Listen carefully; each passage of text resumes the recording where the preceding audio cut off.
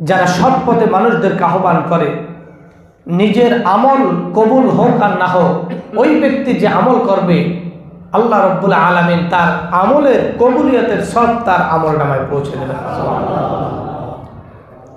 এজন্য আল্লাহ রাব্বুল আলামিন বলেন, ওয়ামান আহসানু কাওলাম মিম্মান দাআ ইলাল্লাহ,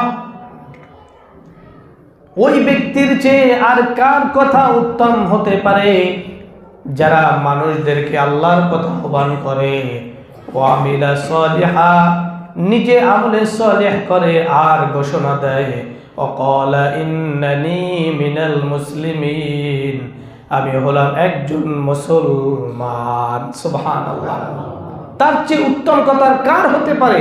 ওয়ামান আহসানু কাওলাম মিম্মান দাআ ইলাল্লাহ, যে আল্লাহর দিকে মানুষদেরকে আহ্বান করে, যারা মানুষদেরকে আহ্বান করে রবের দিকে, আল্লাহ তাআলা বলেন তোমার আমল শুদ্ধ হলো কি হলো না, কিন্তু তার আমল শুদ্ধ করে আল্লাহ তাআলা তোমার আমল নামা লিপিবদ্ধ করে দেবেন। সুবহানাল্লাহ। এই যে সামনে আমাদের আগামী শুক্র শনি রবি বিশ্ব ইজতেমা,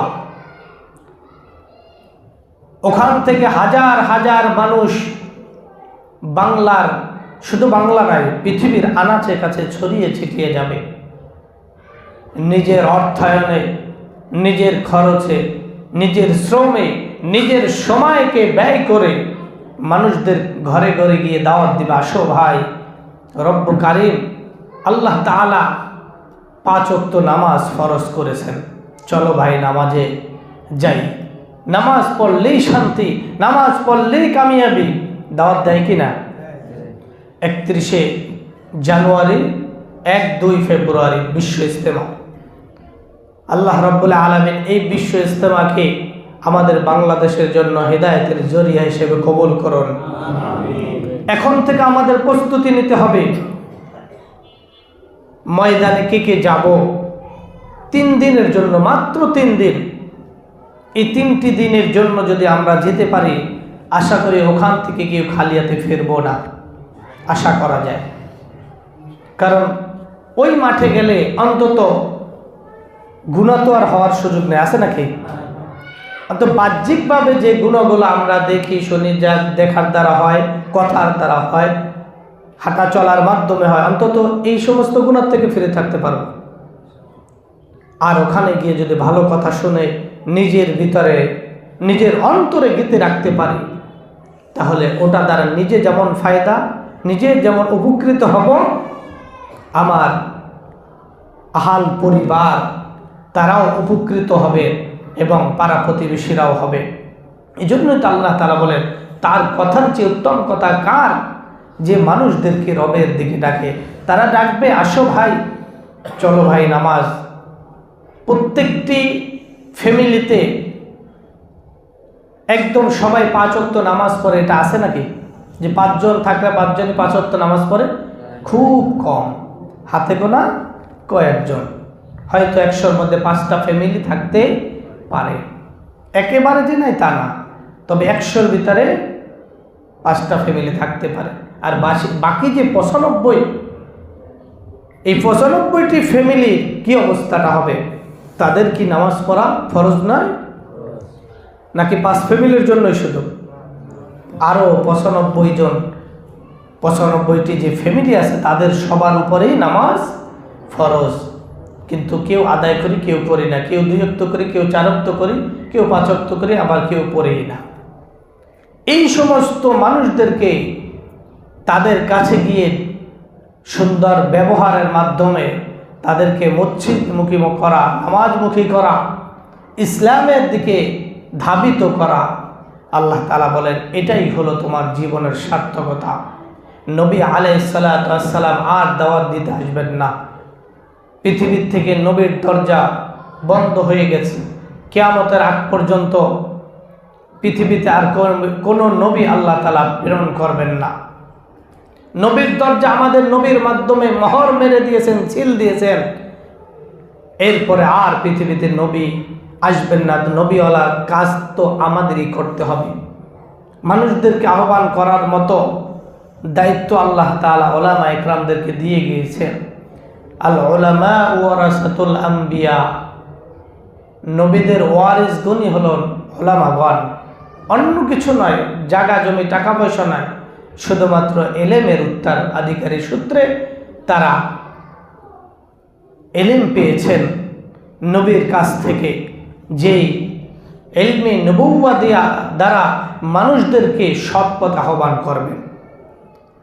এই জন্য আল্লাহ রাব্বুল আলামিন বলেন, নবুয়তের দরজা আমি মোহর মেরে দিয়ে দিলাম, সিল দিলাম, এখানে আর কেউ আসবে না। এই কাজগুলো কারা করবে? হে রাসূল, আপনি বলে যান আপনার মধ্যে যারা আলেম ওলামাগণ থাকবেন তারাই হলো আপনার উত্তরাধিকারী, ওয়ারিস সূত্রে তারাই এলেমের মালিক হবেন এবং এই দায়িত্ব কিয়ামত পর্যন্ত তারাই আঞ্জাম দেবেন। এজন্য আমাদের উচিত হক্কানি ওলামাগণ যেই সমস্ত কাজের জন্য আপনাদেরকে আহ্বান করে, যেখানে আপনাদেরকে সমবেত হতে বলেন,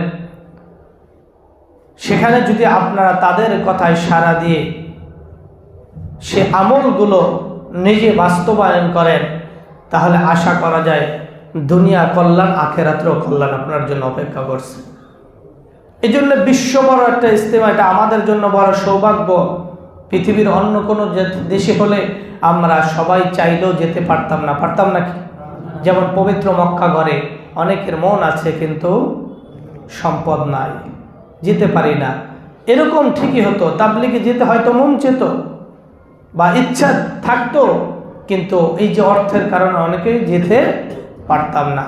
আর আমরা এখানে এখন ঢাকার মানুষ, এখান থেকে 50 থেকে 60 টাকা ভাড়া হলেই ময়দানে পৌঁছে যেতে পারি। এটা কামিয়াব করার জন্য আপনার আমার ওখানে যাওয়া প্রয়োজন আছে কিনা? শুধু ওইটাই কামিয়াব না, নিজের জীবনকেও কামিয়াব করার জন্য, নিজের জীবনকেও সংশোধন করার জন্য।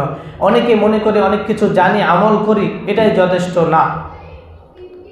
সব কিছু নিজে বুঝে শুনে আমল করার মধ্যে তারপরেও অনেক সময় অনেকটা ভুল হয়ে যায়।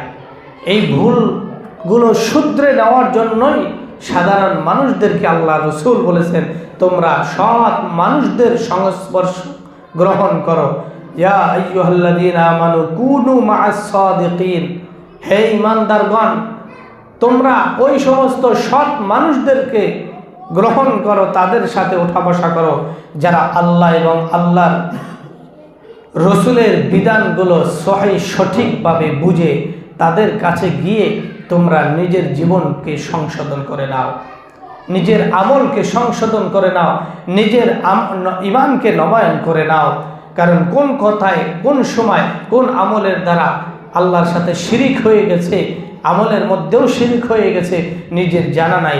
এজন্য যারা সালেহগণ রয়েছেন তাদের নিকট গিয়ে নিজের জীবনের হিসাব নিকাশ তার কাছে বলা, আমি এইভাবে নামাজ পড়ি, এইভাবে রুকু দেই, আমি এই কাজগুলো করি, আমার সব ঠিক আছে কিনা? ঠিক থাকলে যাক, আপনি চলে আসেন, এরপরে আপনার মতো করে আপনি যেভাবে আদায় করতেছিলেন সেভাবে করেন। আর যদি ঠিক না বলে, যেটা না বলে সেটাকে যেভাবে আপনাকে পড়তে বলে, বলতে বলে, সেভাবে আপনি করেন, ইনশাআল্লাহ আপনার দুনিয়া এবং আখিরাত কল্যাণ হবে।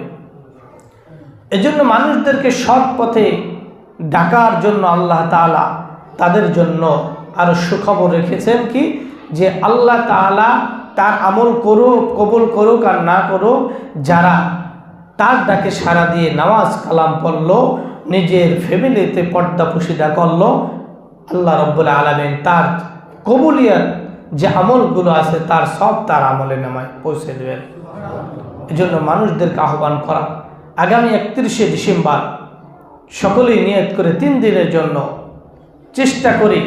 কাজ পৃথিবীতে অনেক থাকবে, কাজ ছাড়া কেউ খালি না, যে এমন না সে সারাদিন বসে খেয়ে খায়, এরকম না। যারা যায় তারাও কাজ করে, তারাও চাকরি বাকরি করে, তাদেরও কর্ম থাকে। আর যারা আমরা যেতে পারি না তাদেরও তো কাজকর্ম, ইচ্ছা করলেই সব কিছু সম্ভব। এজন্য চেষ্টা করবেন 3 দিনের সময়ে, মাত্র 3 দিন, এটা ওখানে গিয়ে সময় দিয়ে তারপরে চলে আসবেন। আশা করি উপকার হবে। হাজারো জীবন, হাজারো সময়, হাজারো ঘন্টা, হাজারো সপ্তাহ আমাদের জিন্দেগি থেকে চলে যাবে। এই যে বছরটা চলে যাবে, এই যে ইস্তেমা চলে যাবে, এটা আর আমরা কখনো ফিরে পাবো না। এজন্য চেষ্টা করি ভালো কাজে অংশগ্রহণ করার জন্য। যেখানেই ভালো কাজ হয়, যেখানেই ভালো কাজ হয়, ভালো কাজের সর্ব অবস্থায় আমরা নিজের সর্বোচ্চটা দিয়ে আমরা চেষ্টা করব যে শরীক হওয়ার জন্য। চেষ্টা করবো তো ইনশাআল্লাহ।